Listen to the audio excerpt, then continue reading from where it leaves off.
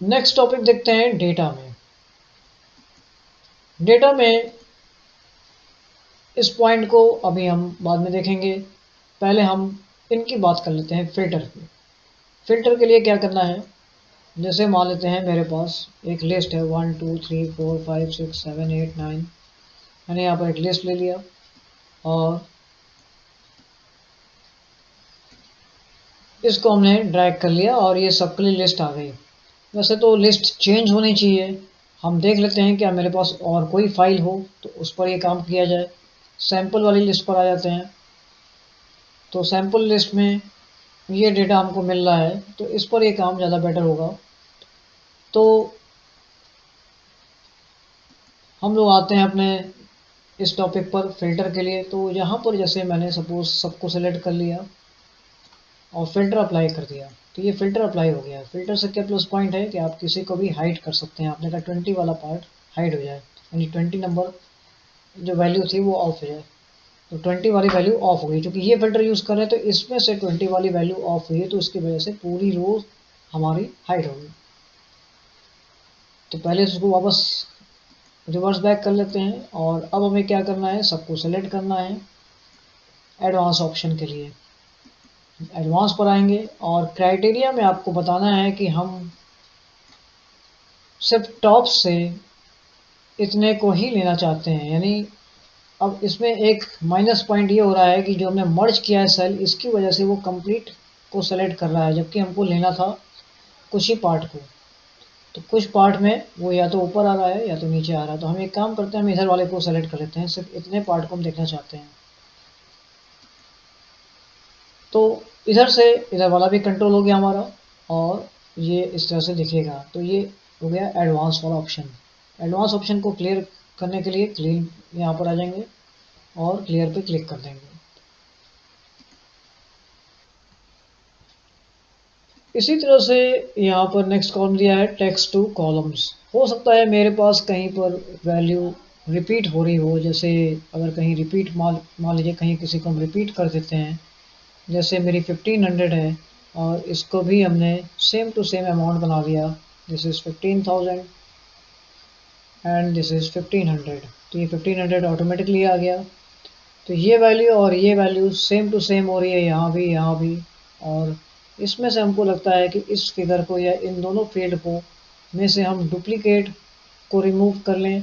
और पहले बात ये कि हम ये दोनों टेबल बाहर लेके आना चाहते हैं, इन दोनों वैल्यूज़ को हम बाहर भी लाना चाहते हैं यहाँ होने के साथ साथ। तो हम क्या करेंगे, टेक्स्ट टू कॉलम्स पर आ जाएंगे। टेक्स्ट टू कॉलम्स के साथ एक कंडीशन है कि दो वैल्यू को नहीं लेगा, एक बार में एक ही वैल्यू लेगा। तो हमको एक बार में एक ही को सेलेक्ट करना होगा। टेक्स्ट टू कॉलम्स पे आ जाएंगे, नेक्स्ट करेंगे। यहाँ पर टैबुलेशन वगैरह बता रहा है कि जो स्पेस वगैरह सेट है क्या वही लेके चलना है, तो फिलहाल अभी हम सबको सेम रहने देंगे। नेक्स्ट कर लेंगे। डेस्टिनेशन कहाँ लेके आना चाहते हैं, तो हमने यहाँ पर क्लिक कर दिया, फिनिश कर देंगे तो सेम टू सेम उसकी एक कॉपी यहाँ आ जाएगी। अब सपोज इसमें कुछ वैल्यूज़ रिपीट हो रही हैं, तो हम इनको सेलेक्ट कर लेंगे और रिमूव डुप्लीकेट्स पर क्लिक कर देंगे, ओके कर लेंगे। तो यहाँ से जो डुप्लीकेट वैल्यू है वो रिमूव हो जाएगी। इसी तरह से डेटा वैलिडेशन है। डेटा वैलिडेशन का क्या यूज़ है, जैसे यहाँ पर बहुत सारी लिस्ट आ रही है बट मेरे लिए कुछ फील्ड को हम नहीं देखना चाहते हैं या कुछ को हम इंडिकेट करना चाहते हैं। तो हम क्या करेंगे, अपने उन सेल्स को सेलेक्ट कर लेंगे और डेटा वैलिडेशन में आ जाएंगे। डेटा वैलिडेशन के लिए हमने यहाँ पर एक कंडीशन ले लिया, जैसे होल नंबर। होल नंबर में हमने ले लिया 500 टू, मान लेते हैं हमने ले लिया 12,500 तक। तो 12,500 तक की लिस्ट को ये up to from 500 and up to 12,500 को सबमिट कर देंगे। अब कैसे पता चले मेरे लिए कौन सी फील्ड वैलिड है कौन सी इनवैलिड है, तो हम यहाँ पर आ जाएंगे दोबारा इस पर सर्किल इनवैलिड डेटा पर क्लिक कर देंगे। तो जो फील्ड हमारी नहीं है वहाँ पर सर्किल क्रिएट हो जाएगा। ये सर्किल हमारे प्रिंट में नहीं मिलता है। हम कंट्रोल P करके देख लेते हैं तो यहाँ पर सर्किल नहीं मिलेगा। इन सर्कल्स को रिमूव करना है तो यहाँ पर आने के बाद हम क्लियर वैलिडेशन सर्कल पर क्लिक कर देंगे तो ये सर्कल चले जाएंगे।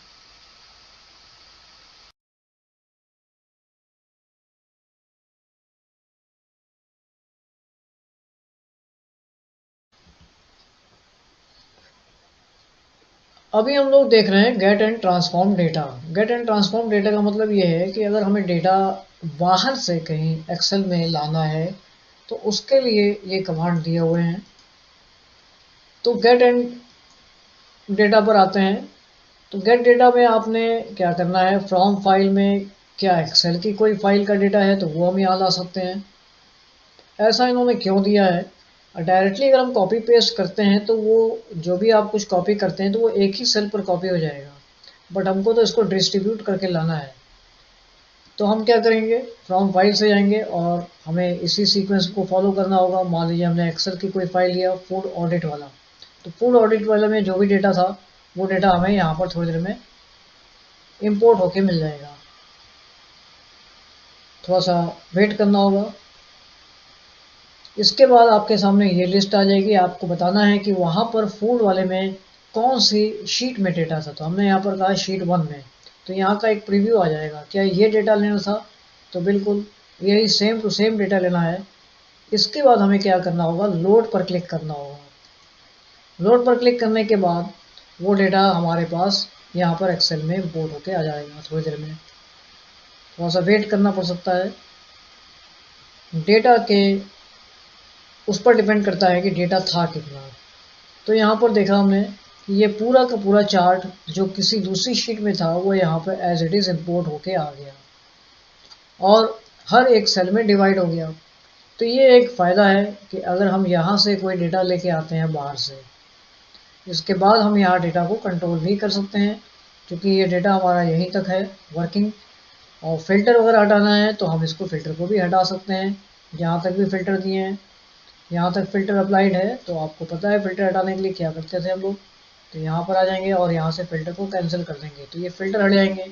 फिल्टर हटने के बाद हम इन कॉलम्स को यहाँ से डिलीट करना चाहें तो ये डिलीट भी हो सकते हैं। लेकिन चूंकि ये इस पूरे टेबल का एक पार्ट है तो वो डिलीट की परमिशन नहीं देगा। तो हमें ये भी देखना है, क्योंकि ये सारे जितने भी आपने देख रखे हैं जो जेब्रा कलर्स आ रहे हैं तो इट मीन्स कि ये पूरा ही एक टेबल है। तो ये डिलीट इतना आसान नहीं है यहाँ से।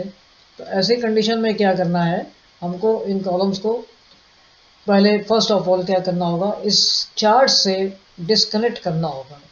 तो ये मैं अपनी दूसरी वीडियो में बताऊंगा आपको कि ये वर्क कैसे करना है। अभी हम अपना गेट डेटा को समझ लेते हैं। फिर से आते हैं हम डेटा पर और अभी हमने ये देखा था, हम एक दूसरी शीट में आ जाते हैं। यहाँ से हम इसको क्लोज कर दे रहे हैं। तो इस तरह से और भी हम डेटा ला सकते हैं। तो और डेटा हम कहाँ से लाएंगे, आपने सपोज टेक्स्ट डेटा लेना है, लेके आना है, या CSV डेटा लेके आना है। CSV डेटा मतलब जैसे आप पाइथन कोडिंग या HTML कोडिंग में या लैंग्वेज में जब कोडिंग करते हैं तो उसमें क्रिएट होता है CSV डेटा बाइनरी कोड में।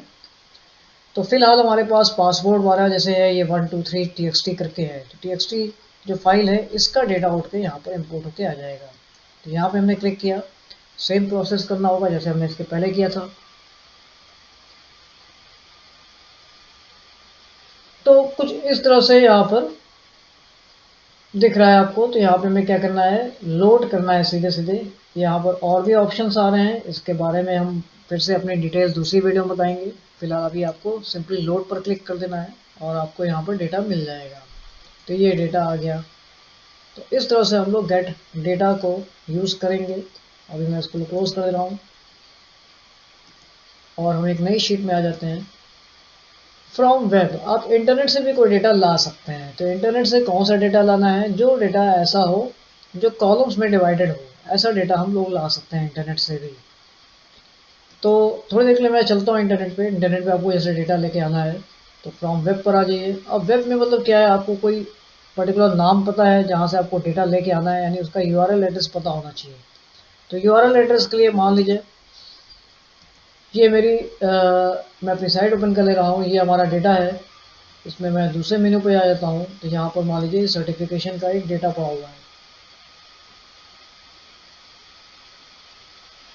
यहाँ कुछ डेटा आ रहा है, मान लीजिए मुझे यहाँ के डेटा को लेना है, तो इस पर जब हम क्लिक करेंगे तो यहाँ का एक यूआरएल नंबर आएगा।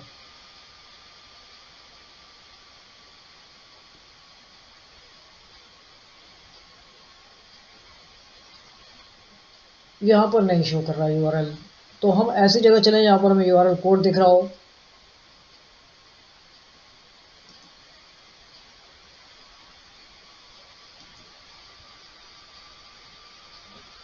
क्या यहाँ से कोई डेटा ला सकते हैं कि यहाँ पर यूआरएल आ रहा है क्या, कॉपी इमेज एड्रेस आ रहा है, और यहाँ पर भी हमको कोई यूआरएल नहीं मिल रहा है।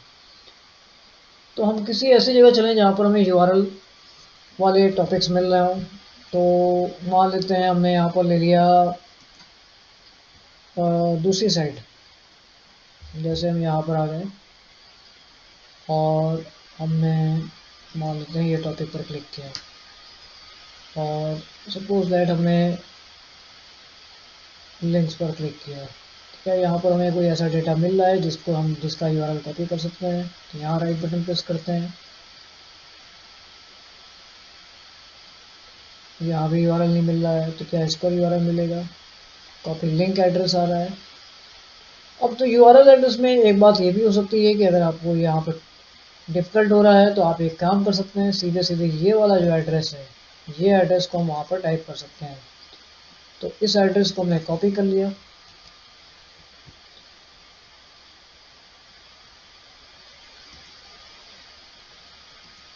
और यहाँ पर पेस्ट कर दिया। ओके करने के बाद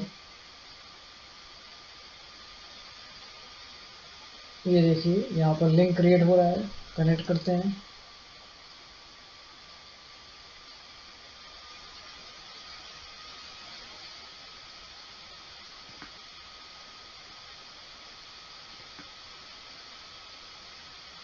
अब ये पूछा जा रहा है कि वहाँ से आपको क्या लेना है। मैंने कहा HTML लिंक टैग्स, तो मान लेते हैं HTML लिंक टैग्स को हमने लिया और लोड कर लिया।